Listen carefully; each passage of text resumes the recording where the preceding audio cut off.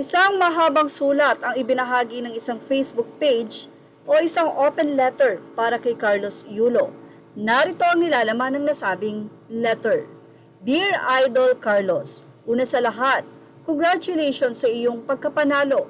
Sobrang tuwa at pagmamalaki ang nararamdaman ko dahil iniangat mo ang bandera ng Pilipinas. Subalit, bilang isang ina, labis akong nasasaktan dahil sa galit na nararamdaman mo ngayon laban sa iyong ina dahil lamang sa pera.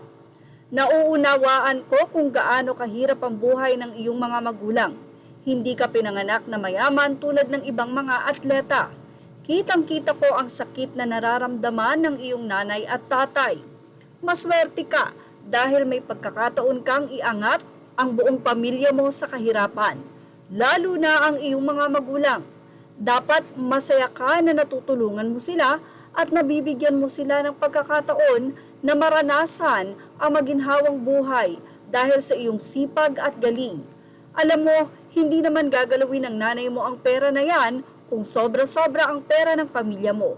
Alam mo yan, hikahos din sa buhay ang nanay at tatay mo. Patuloy sa nasabing open letter ng Facebook page na ito, sabihin na nating mali ang iyong ina sa paggastos ng pera mo nang walang paalam. Pero naisip mo ba kung gaano siya kasaya dahil sa iyong pagsisikap at tagumpay? Marahil natutuwa siya sa mga bagay na nabibili niya dahil sa iyo. Sana'y inintindi mo na lang at kinausap siya ng maayos. Hindi mayaman ang iyong mga magulang, Carlos. Sigurado ako na ikaw ang inaasahan nila na mag-aahon sa kanila sa kahirapan. Sigurado akong lubos ang pagpapasalamat nila sa Diyos na ikaw naging anak nila, lalo na iyong nanay. Sabihin na nating hindi ka sinuportahan ng iyong ina sa laban mo nitong nakaraan. Alam mo ba kung bakit? Dahil nasaktan siya ng labis sa galit na ipinakita mo. Pero sigurado ako na sa kabutihan ng puso ng iyong nanay, nananalangin yon ng iyong kaligtasan at pagkapanalo. Ang pera ay kusang darating yan sa buhay mo. Ngunit walang katumbas na halaga ang sakripisyo ng iyong ina para sa iyo. Yung dahilan ka ng siyam o yung dalhin ka ng siyam na buwan sa kanyang sinapupunan na ultimo paghiga ng maayos ay mahirap sa kanya.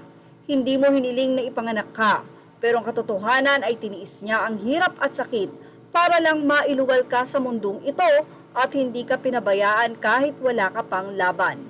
Diyan, walang perang makakapantay doon, kaya dapat kang magpasalamat. At narito naman ang kanyang masasabi kay Chloe. Kay Chloe na para sa akin ay isang demonyita. Imbis na mamagitan at magpakumbaba, siya pa ang nangunguna at naguudyok sa iyo para mas lalo kang magalit sa iyong ina. Mali yun. Kahit gaano pa kasama ang ina mo, huwag mo kasuklaman dahil lamang sa pera. Ang pera ay nauubos, pero ang pagmamahal ng isang ina, kailanman ay hindi yan mawawala. Nagmamahal, ante mo. Yan nga ang naging pahayag ng isang artikulo sa Facebook page na ante mo kung saan ay ibinahagi niya na dapat itong si Carlos, kahit na nga yung consent ba, hindi dapat yun idinaramdam. At syempre, may mga kapatid siya na pwedeng gustong kumain ng ganito, mami ganito, nanay ganyan. Hindi ka ba natutuwa? Sabi nga ng letter na mayroon silang mapagkukunan ng income na nagmula sa'yo. Well, pera lang yan, pero ang isang ina, ang pagmamahal nga nito ay hindi matatawaran. At kay Chloe, dapat nga daw talaga ay ipakita ang pamamagitan o ang kanyang pagsasabi na ina mo yan, nanay mo yan, dapat mo pa rin siyang mahalin kahit ano paman. Yan ang ating Showbiz Now update. Images are all ready to the rightful owners. Thank you for watching Showbiz Now.